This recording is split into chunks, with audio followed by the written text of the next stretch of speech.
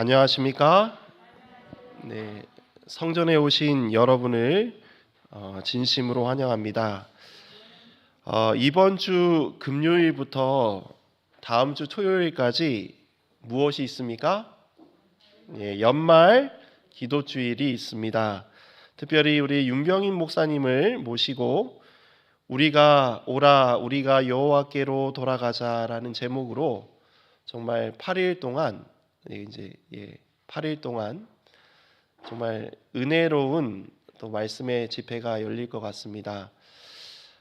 특별히 기도하는 일을 사단이 가장 방해한다고 했습니다. 저희가 결심하여서 이 집회 기간 동안 꼭 참석하셔서 함께 또 기도하고 말씀으로 은혜 받는 귀한 시간이 되기를 간절히 소망합니다.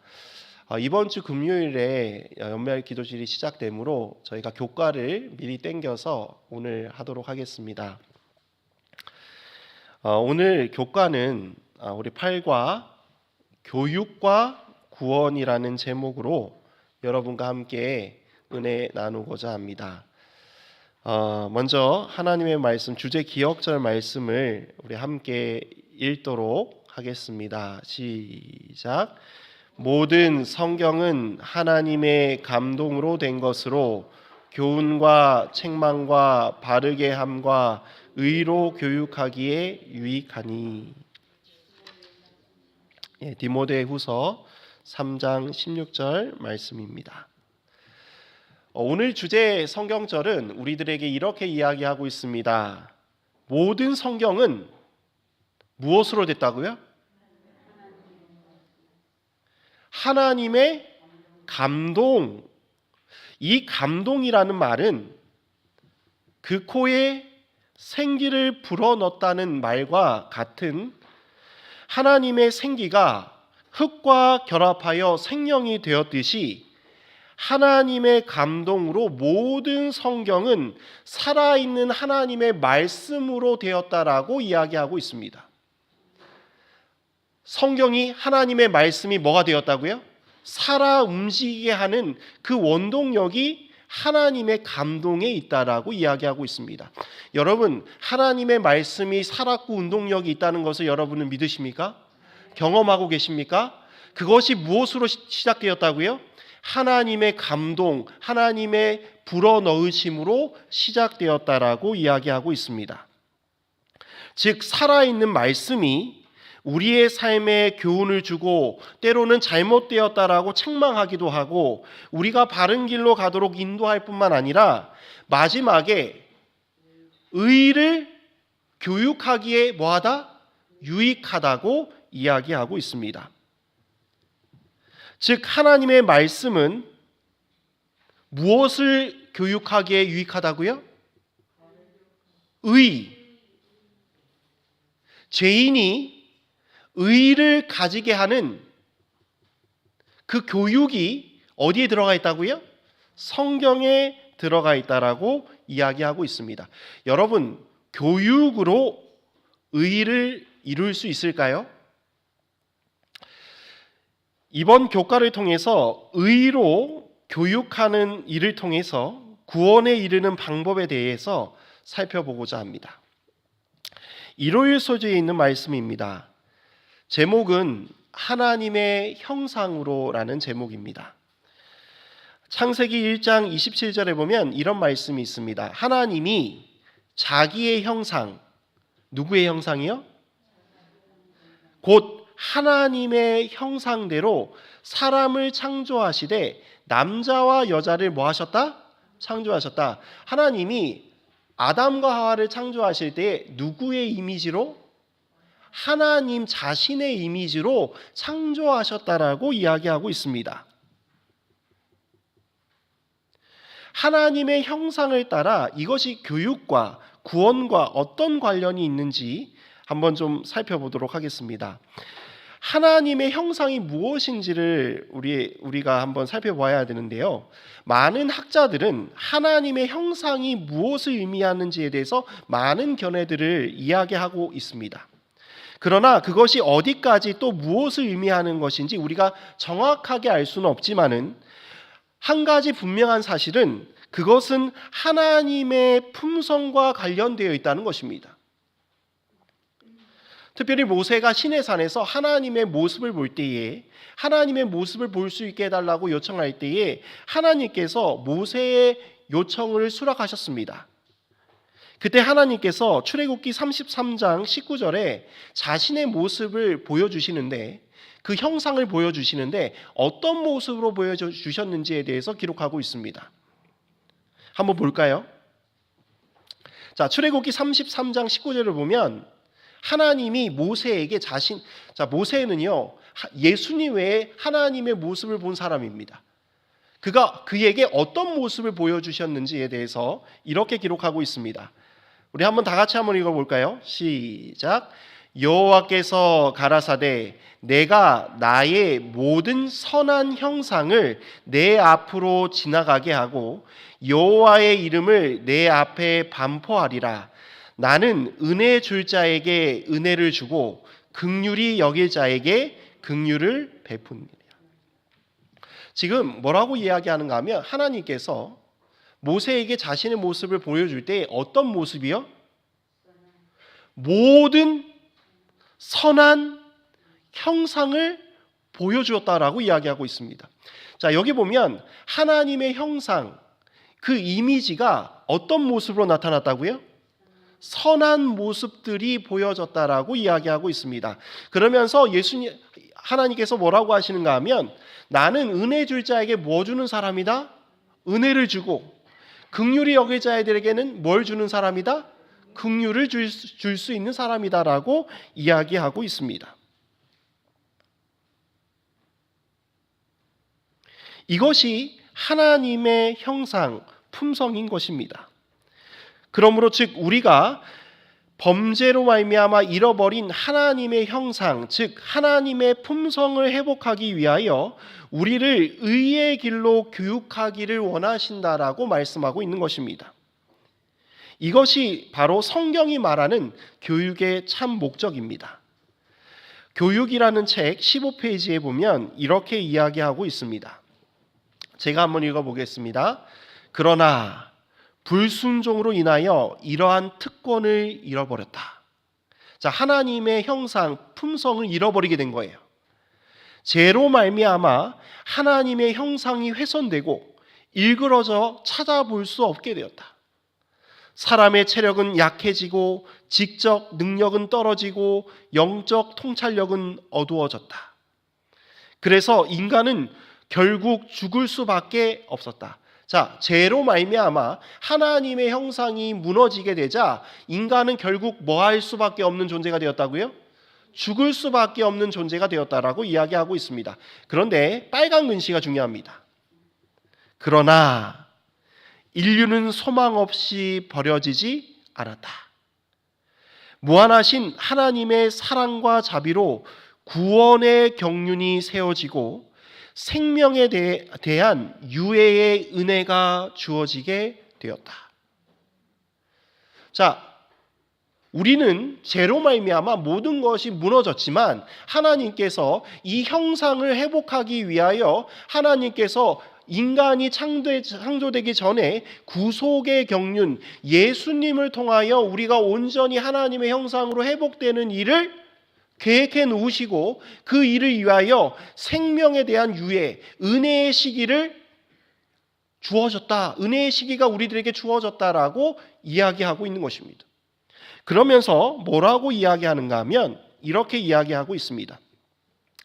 사람을 창조하신 하나님의 목적이 실현되도록, 자, 여기는 죄인이라는 표현입니다. 죄인된 우리들이 창조하신 하나님의 목적이 실현되도록 사람에게서 창조주의 형상을 모아하는 일, 회복시키는 것, 다시 말해 덕체의 발달을 증진시켜 사람으로 하여금 창조되던 당시의 완전한 상태로 돌아가게 하는 것이 무슨 사업이다? 구속 사업이다. 자, 예수님께서 이 땅에 오셔서 우리들을 위하여 십자가에 달려 돌아가시고 그 예수님을 통하여 하나님의 형상을 재창조받는 그 일이야말로 하나님의 구속 사업의 구속 사업이라고 이야기하고 있습니다. 이것은 또 교육의 목적인 동시에 인생의 위대한 목적이기도 하다라고 이야기하고 있습니다. 여러분, 우리는요, 죄로 말미암아 체력은 약해지고 금방 피곤해합니다. 이 경험을 한 사람들이 있죠. 누구지요? 제자들입니다. 예수님께서 겟세마네 동산에서 너희가 시험에 들지 않게 기도하라 그랬는데 그들이 뭐 하는 거예요? 마음은 원인데 육신이 연약하여 그들의 눈꺼풀이 뭐 하는 거예요? 여러분, 우리들의 모습이 이런 모습입니다. 우리의 지적 능력은 한없이 부족합니다. 하늘의 비밀을 우리가 깨달을 수 없는 그런 한계적인 지식을 가지고 있습니다. 우리의 영적 통찰력은 깜깜하게 어둡게 되었습니다. 그래서 우리는 결국 죽을 수밖에 없는 운명에 처하게 되었습니다. 그런데 이런 우리들을 하나님께서, 예수님께서 뭐 하지 않으셨다는 거예요? 버리지 아니하셨어요. 우리가 피곤하여 지쳐 금방 피곤해서 쓰러져서 넘어질 때 예수님께서는 우리를 위하여 지치지 않게 우리를 위하여 뭐 하고 계시는 것입니까? 기도하고 계십니다. 무한하신 하나님의 사랑과 자비로 구속의 경륜이 세워지고 생명에 대한 은혜의 시기가 우리들에게 주어졌다는 것입니다. 그리고 사람들을 창조하신 하나님의 목적이 실현되도록 재창조의 구속의 사역을 실현시키기 위하여 예수 그리스도께서 이 땅에 오시고 우리의 모본이 되어주시고 우리를 위하여 중보하시고 우리들을 위하여 사역하고 계신다는 것입니다. 사랑하는 성도 여러분, 그러므로 우리가 의의 길로 갈 수 있는 유일한 길은 누구밖에 없는 거예요? 예수 그리스도밖에 없는 것입니다. 그래서 예수님께서 나는 길이요 진리요 생명이니 나로 말미암지 않고서는 누구에게 갈 자 없다? 하나님 아버지 앞으로 갈 자가 없다라고 이야기하고 있는 것입니다. 사랑하는 성도 여러분, 우리가 하나님의 형상대로 예수 그리스도의 은혜로 말미암아 하나님의 형상대로 회복되는 일은 누구밖에 없다는 거예요? 예수님밖에 없다는 것입니다. 그래서 월요일 소재에는 교사이신 예수님에 대해서 이야기하고 있습니다. 자, 여기 월요일 소재의 주제절을 보면 이사야 11장 2절에 있는 말씀이 나타나게 됩니다. 자, 이 말씀은 장차 오실 예수 그리스도께서 어떻게 그의 사역을 이 땅에서 하신지에 대해서 예언하는 기록입니다. 우리 다 같이 한번 읽어보도록 하겠습니다. 시작. 그의 위에 여호와의 영, 곧 지혜와 총명의 영이요 모략과 재능의 영이요 지식과 여호와를 경외하는 영이 강림하시리니. 자, 그가 누구냐면 예수 그리스도를 나타냅니다. 자, 예수님에게 누가 내려오는 거예요? 여호와의 영, 성령 하나님께서 오시는데 그 영의 이름이 무엇인가 하면 지혜의 영이요 총명의 영이요 모략과 재능의 영이요 특별히 지식과 여호와를 뭐하는 영? 경외하는 영이 누구에게 임했다는 거예요? 예수 그리스도에게 임하였다고 이야기하고 있습니다.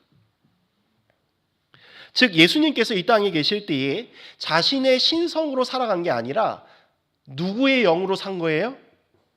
성령 하나님의 영으로 살아갔다라고 이야기하고 있습니다.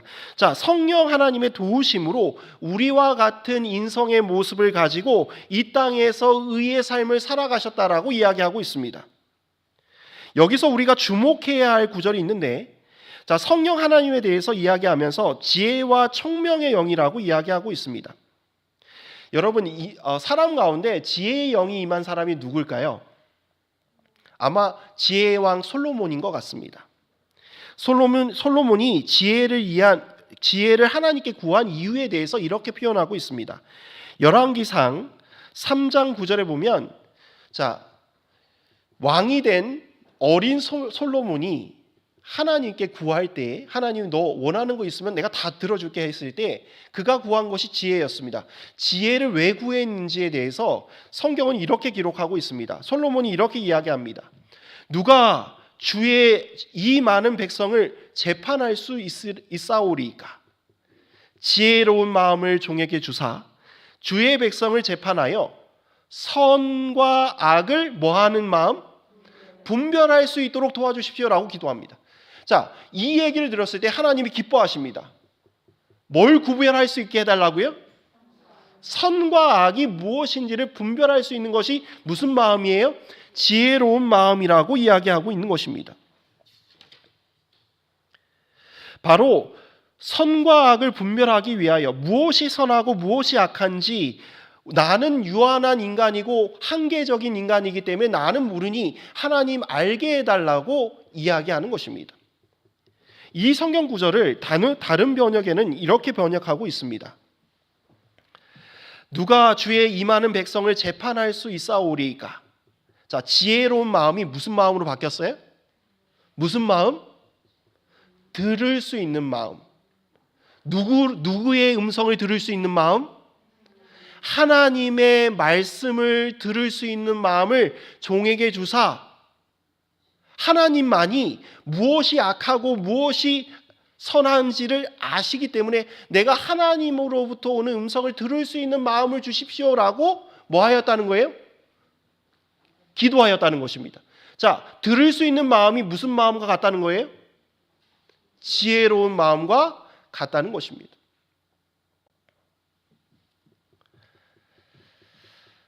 사랑하는 성도 여러분, 예수님께서는 이 땅에 살면서 늘 하나님의 음성을 듣고 사셨습니다.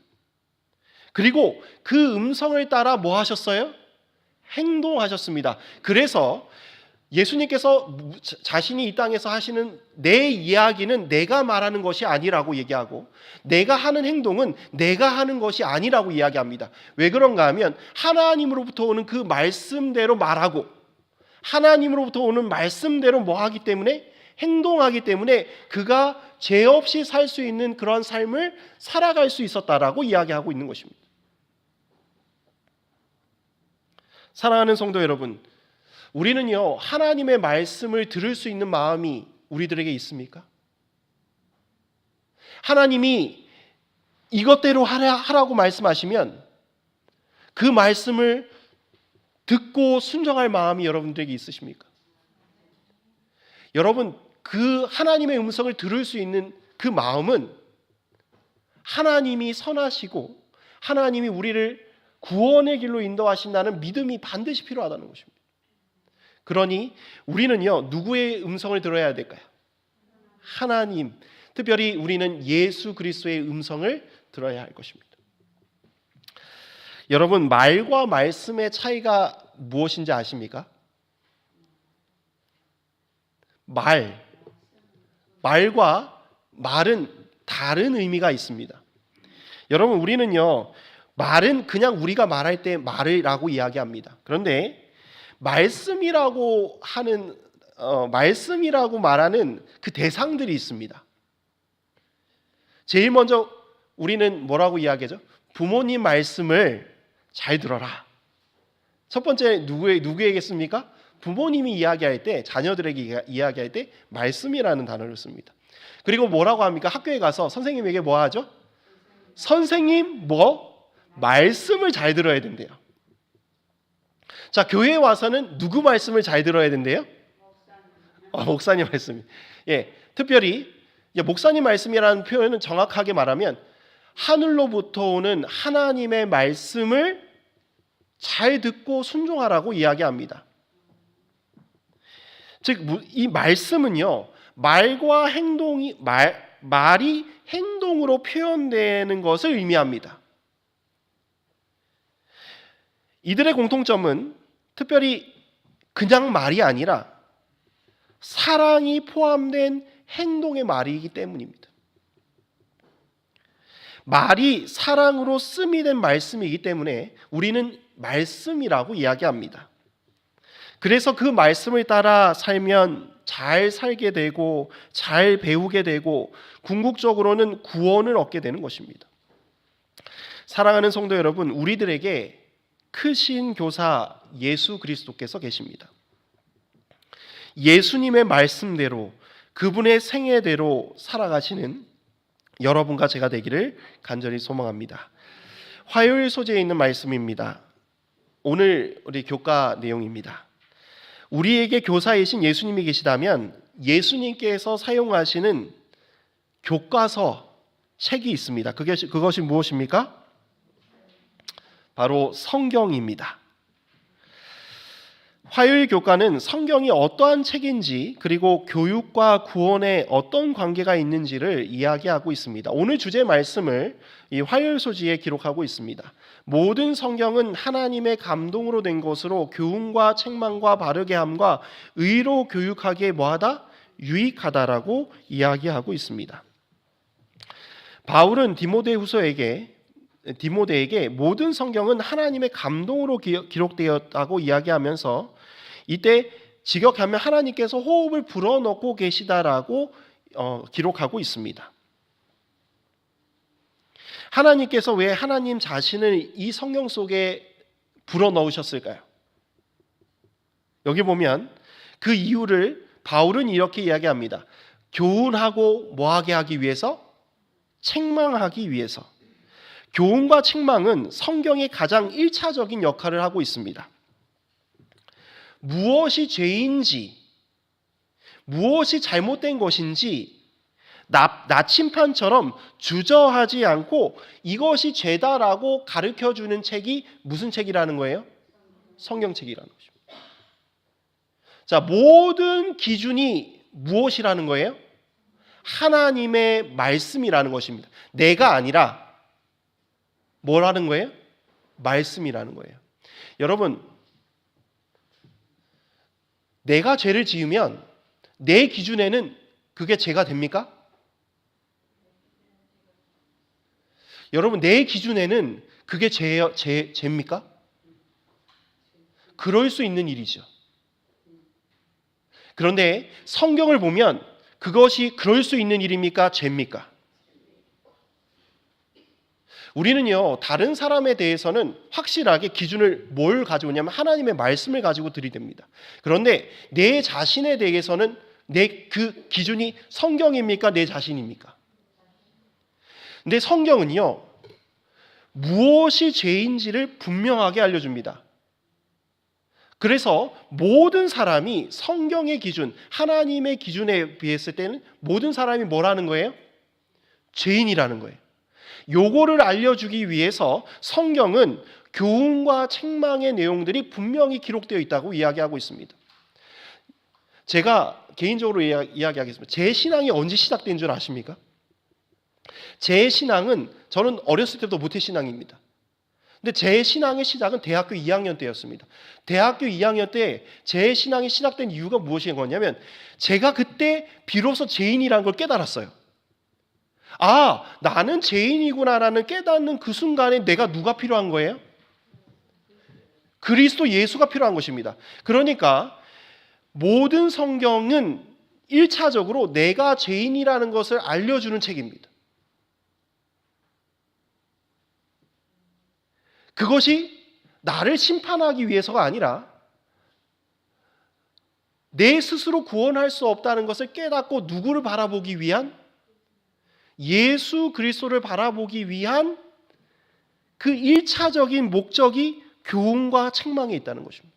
사랑하는 성도 여러분, 성경을 읽을 때 여러분의 마음이 찔림이 있거나 양심의 소리가 들릴 때에 여러분은 하나님 앞에 엎드리셔야 합니다. 그리고 누구를 바라봐야 할까요? 우리에게 의의 옷을 입혀주시는 예수 그리스도를 바라보게 하는 것입니다.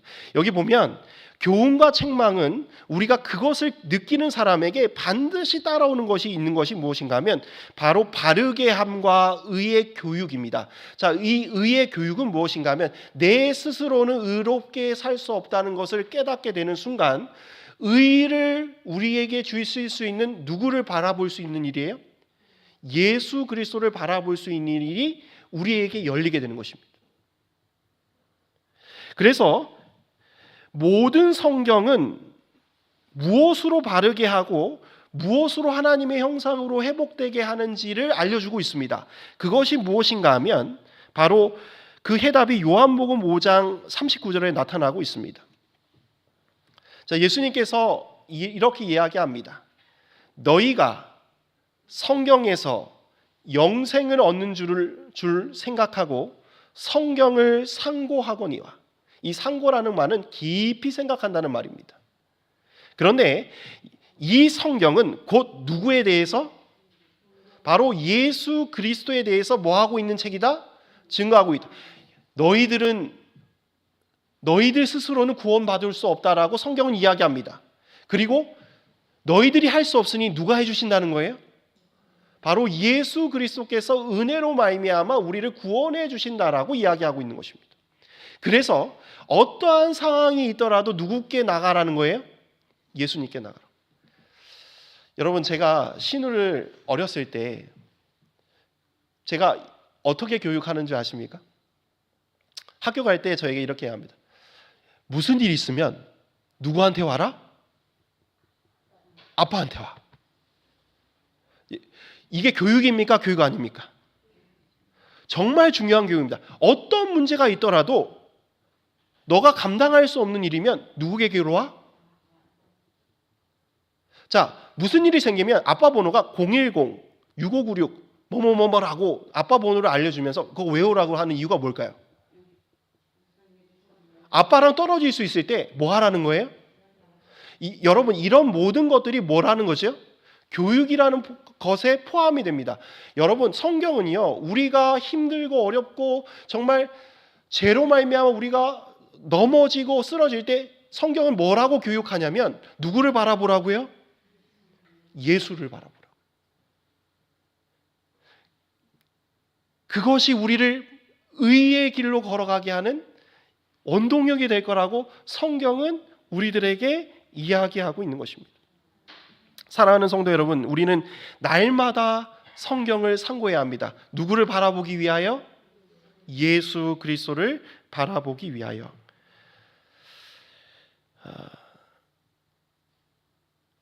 화요일 교과에 보면 이런 말씀이 있습니다. 제가 좀 지나치기 그래서 제가 좀 이야기를 좀 읽어드리도록 하겠습니다. 성경의 첫째 부분을 가리키는 단어인 토라는 때로 율법으로 번역된다. 자, 토라가 뭘로 번역된다고요? 율법. 왜냐하면 그 안에 많은 율법이 수록되어 있기 때문이다.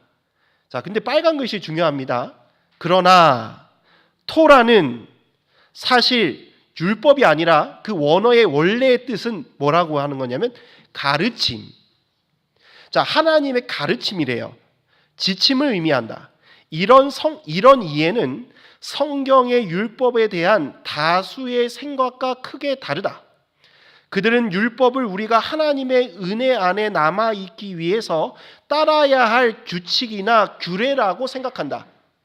자, 우리가 구원받았으니 우리가 따라야 할 법칙이다, 법이다, 규칙이다라고 우리는 생각하는데 그게 아니래요.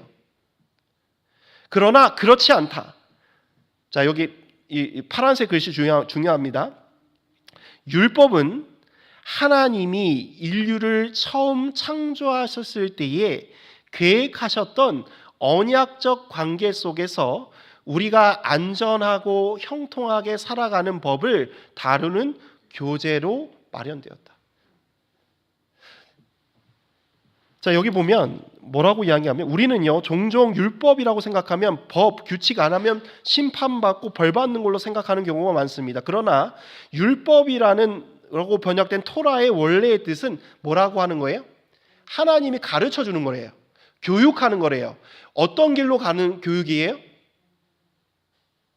하나님이 창조하실 때 계획하셨던 하나님의 형상대로 살아가는 그런 방법들을 가르쳐주는 책이라는 것입니다. 가르침대로 살면 형통하게 살고 가르침대로 살지 않으면 어려움을 당하는 것을 말하고 있습니다. 그래서 토라에 가가지고 마지막에 그 모세오경을 받고 에발산과 그리심산에서 뭐 하는 것입니까? 순종하면 축복받는 삶, 순종하겠습니다. 내가 이거 순종 안 하면 저주받는, 이게 그것으로 나누어지게 되는 것입니다.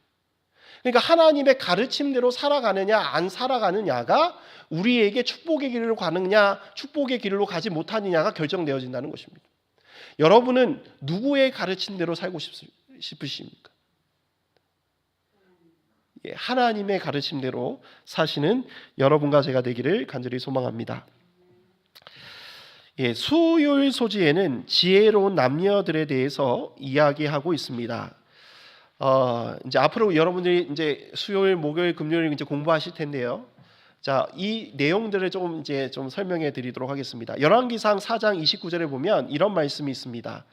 하나님이 솔로몬에게 지혜와 총명을 심히 많이 주시고 또 넓은 마음을 주시되 바닷가의 모래같이 하시니. 세상에 살았던 사람 중에 가장 총명하고 지혜로웠던 사람이 솔로몬이었습니다. 그가 어떻게 이렇게 지혜롭고 총명한 사람이 될 수 있었을까요? 1번, 태어날 때부터 지혜로웠다. 태생적부터 똑똑한 사람이었다. 2번, 어려서부터 스승님을 잘 만나서 잘 배웠다. 3번, 하나님께 지혜로운 마음을 구했더니 하나님이 지혜로운 사람이 되게 하셨다. 예, 우리가 종종 오해합니다. 솔로몬이 태어날 때부터 똑똑하게 하고 뭔가 좀 잘 교육받은 사람으로 우리는 생각합니다. 그런데 그렇지 않습니다. 솔로몬 왕은 후천적으로 하나님으로부터 지혜를 받아서 지혜로운 왕이 된 사람입니다. 그렇다면 그가 하나님으로부터 받았던 지혜란 무엇일까요? 그가 잠언을 쓰면서 하나님께 받은 지혜를 정의하면서 다음과 같이 기록하고 있습니다. 한번 좀 보도록 하겠습니다. 잠언 9장 10절에 있는 말씀입니다.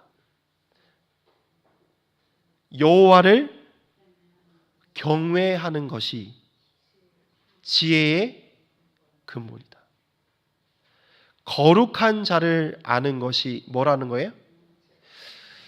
솔로몬이 자기가 지혜를 받아 보니까 누구를 두려워하고 누구를 존경해야 돼요? 하나님의 말씀을 중요하게 여겨야 한다는 것을 깨달았습니다. 왜요? 자신의 생각보다 하나님의 말씀을 순종하는 것이 더 무거운 것으로 생각하는 것입니다. 이게 경외예요. 그것이 뭐의 근본이에요? 지혜의 근본이라는 것입니다.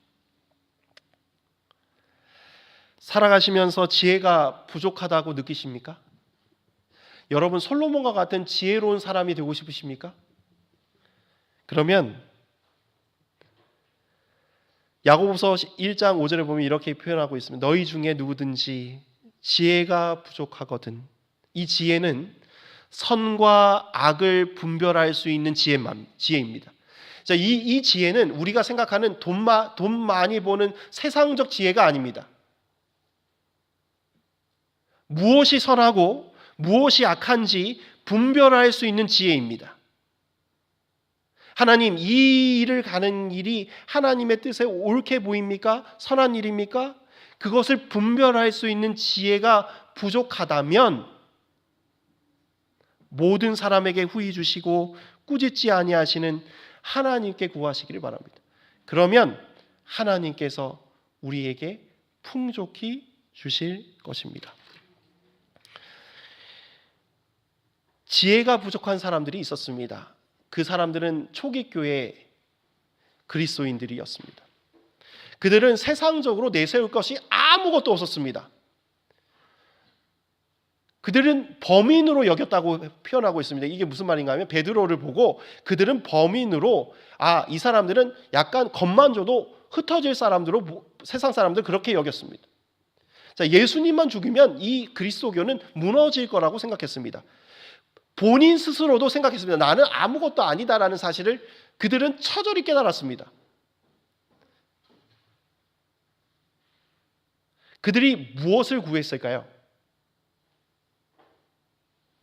누구를 구했을까요? 하나님께서, 예수님께서 주시겠다는 누구를 기다렸습니까? 성령 하나님을 기다렸습니다. 지혜의 영인 성령을 기다렸어요. 여러분, 마지막 시대에도 누가 필요할까요? 지금 오늘 목요일 소재에는 그 이야기를 하고 있습니다. 특별히 여기 보면 가르치는 일을 이야기하면서 성령의 역할에 대해서 이야기하고 있습니다.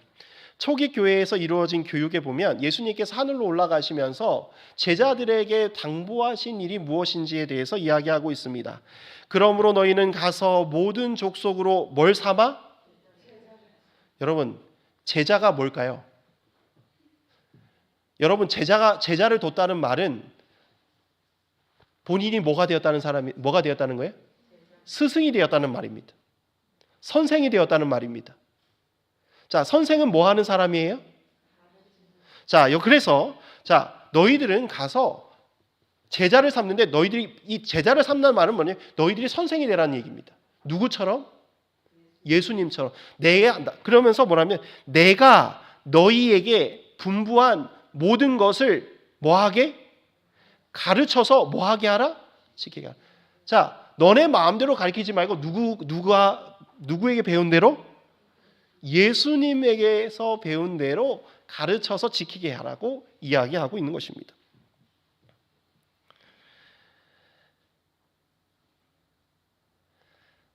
사도 바울도 디모데에게 이렇게 이야기합니다. 디모데후서 2장 2절에 보면, 또 내가 많은 증인 앞에서 내게 들은 바를 충성된 사람에게 부탁하라. 저희가 또 다른 사람들을 가르칠 수 있으리라. 여러분, 가르치는 일을 뭐 하였다는 거예요? 초대교회에서는 열심히 하였다는 것입니다. 특별히 본인이 선생이 되는 일. 근데 이 선생이 되는 일이 마음대로 하는 것이 아니라 이렇게 이야기하고 있습니다. 자, 어떻게 그들이 가르쳤는지에 대해서 이야기합니다. 자, 고린도전서 2장 13절에 보면 이렇게 표현하고 있습니다. 우리 다 같이 한번 읽어볼까요? 시작. 우리가 이것을 말하거니와 사람의 지혜가 가르친 말로 아니하고 오직 성령께서 가르치신 것으로 하니 영적인 일은 영적인 것으로 분별하느니라. 자, 초대교회에서는 뭐라 하냐면 성령을, 하나님께서 약속하신 것을 의지하여 성령을 달라고 기도하였습니다. 그래서 사람의 지혜로 가르치지 아니하고 누구와 말씀하신 대로? 성령께서 가르치신 대로 뭐 하였다? 가르쳤다라고 이야기하고 있는 것입니다. 기독교 교육, 그리스도의 교육의 핵심은 성령의 가르침에 있습니다. 우리는 세상적인 학문을 배우는 것이 아닙니다. 하늘의 사물을 깨닫고자 하는 것입니다. 이 일은 인간적인 지식을 습득하는 방법으로 이루어질 수 없는 일입니다. 그렇기 때문에 누가 필요하다는 거예요? 성령이 필요하다는 것입니다. 이러한 성령의 역사하심을 통하여 심령이 가난한 사람, 하나님을 진심으로 찾는 사람, 그리고 진리를 알기 위하여 정직하게 하나님께 나오는 사람들에게 하나님의 성령이 그들에게 임하여 하늘의 축복을 그들에게 주는 것입니다. 그래서 예수님께서는 이 세상을 떠나가시면서 제자들에게 이 보혜사 성령을 우리들에게 주시겠다라고 약속하신 것입니다. 우리는요, 지금 성령의 시대에 살고 있습니다. 즉, 우리가 원하기만 하면 성령께서 좀 말할 수 없는 심정으로 우리를 위하여 일하고 계신다고 이야기하고 있습니다. 그래서 우리가 성령의 도우심을 간구할 때 성령은 우리들에게 오셔서 우리들에게 그리스도를 나타내 보이시고 우리가 어떻게 살아가야 할지를 알려주실 것입니다. 아무쪼록 우리 모두 하나님께서 준비해 놓으신 이러한 참된 교육을 받게 되기를 간절히 소망합니다. 제가 이제 마치면서 이 교육의 가장 유명한 구절이 있습니다. 성령의 가르침대로 살아가는 사람은 어떤 사람이 되는지에 대해서 이 교육책에서는 이렇게 이야기하고 있습니다. 인류의 가장 큰 결핍은 인물의 부족이다. 사람이 없대요. 예수님의 하나님의 형상을 가진 사람들이 없대요. 근데 이 사람들은 어떤 사람들인가? 우리가 교육하고 의로 교육하고 예수님으로부터 배워서 만들고자 하는 사람들의 모습은 어떠한 것인가? 그 인물이란 뭐 하지 않은 사람? 매매되지 않는 사람. 돈에 왔다 갔다 하지 않는 사람. 원칙에 서는 사람입니다. 그리고 심령이 진실하고 뭐한 사람? 정직한 사람. 죄를 그대로 죄라 부르기를 뭐하지 않는 사람? 두려워하지 않는 사람. 마치 나침반의 바늘이 틀림없이 남북을 가리키듯이 양심이 그 의무에 뭐한 사람? 충실한 사람. 비록 하늘이 무너질지라도 옳은 일을 위하여 굳게 서는 그런 사람이다. 사랑하는 성도 여러분, 우리 이문동교회 모든 성도들이 이런 사람이 되기를 간절히 소망합니다. 여러분, 이런 사람은 우리가 노력해서 될 수 있습니까?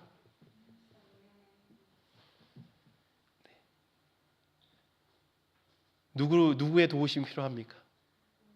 성령 하나님의 도우심과 더불어 예수 그리스도의 은혜와 더불어 하나님의 도우심으로 우리는 이런 사람이 될 수 있습니다. 우리가 스스로 할 수 있는 일이 없습니다. 우리의 자신을 내려놓고 하나님께 나아가시는 여러분과 제가 되기를 간절히 소망합니다. 세상 교육은 이런 사람을 절대로 배출해 놓을 수가 없습니다. 이런 정신과 마음은 오직 여호와를 경외하고 하나님을 두려워하는 사람이 이런 사람이 될 수 있습니다. 이런 사람들로 우뚝 서게 되시는 우리 모두가 되기를 간절히 소망하며 말씀을 드리도록 하겠습니다. 우리 마지막 찬미 414장 부르시고 기도하고 마치도록 하겠습니다. 네, 우리 다 같이 일어나셔서 부르도록 하겠습니다. 414장입니다.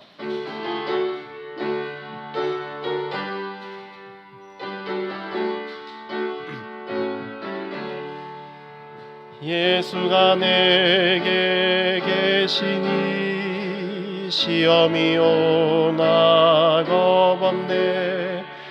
기쁨의 근원 되신 예수를 위해 삽시다. 날마다 주를 섬기며 갈수록 주를 찬양해 그 사랑 안에 살면서 딴 길로 가지 맙시다. 이 세상 사는 동안에 주 이름 힘써 증거코 무한한 복락 주시는 예수를 위해 삽시다. 날마다 주를 섬기며 갈수록 주를 찬양해 그 사랑 안에 살면서 딴 길로 가지 맙시다. 이 세상 친구 없어도 예수는 나를 영접해 의 아닌 일을 버리고 예수를 위해 삽시다.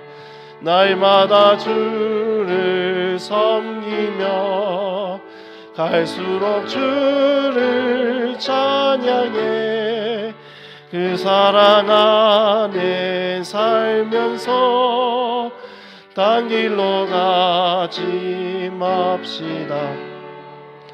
주께서 심판하실 때 잘했다 칭찬하리니 이러한 상급 받도록 예수를 위해 사 합시다. 날마다 주를 섬기며 갈수록 주를 찬양해 그 사랑 안에 살면서 딴 길로 가지 맙시다. 하늘에 계신 아버지 하나님, 오늘 교과를 통하여 의로 교육하는 것이 예수님을 따라 살아가는 것을 저희들이 배우게 되었습니다. 예수님만이 우리의 의 되시고 예수님을 향해 날마다 나아가는 저희들이 되게 하여 주옵소서. 우리를 위하여 성경과 더불어 또 성령을 우리들에게 주신 것에 참으로 감사드립니다. 하나님의 감동으로 된 성경을 날마다 상고하게 하여 주시고 성령을 통하여 예수님을 말씀을 통하여 늘 바라보며 살아갈 수 있도록 도와주시옵소서. 그리하여 이 세상에 살면서 무엇이 선하고 무엇이 악한지 분별하며 살아가는 듣는 마음, 지혜로운 마음을 가질 수 있도록 도와주시옵소서. 우리 이문동교회를 사랑하여 주셔서 흩어져 있는 우리 이문동교회 성도님들과 또 이곳에 있는 우리 성도님들 기억하여 주셔서 그들이 항상 예수님을 따라 살아갈 수 있도록 성령 하나님 그들과 함께 동행하여 주시옵소서. 사랑이 많으신 예수님 이름으로 기도합니다. 아멘.